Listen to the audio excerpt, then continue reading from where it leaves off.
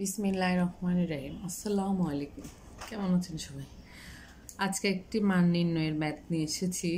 Simple, but আমরা অনেক সময় আসলে সামান্য কিছু ভুলের কারণে কনফিউশন হয়ে যায়। যেমন প্রশ্ন হচ্ছে 4 to the power x plus 1 2 to the power x minus 2 এর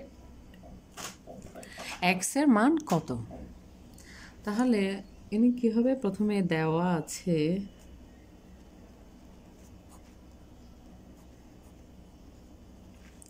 প্রশ্নটাকে লিখে এক্স এর মান বের করতে হবে আমাদেরকে। হ্যাঁ, 4 to the power x plus 1 2 to the power x minus 2।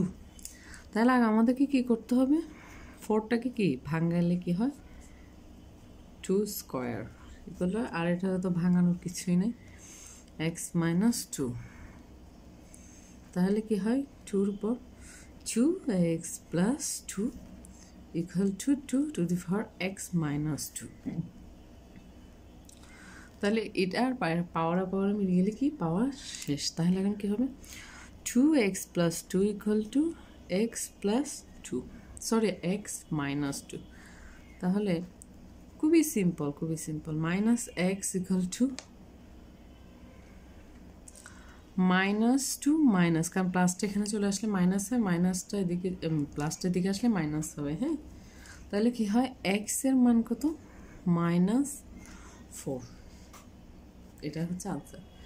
Simple, খুবই সিম্পল। ইনশাল্লাহ আমরা এই জিনিসগুলো কখনো পরীক্ষা করব।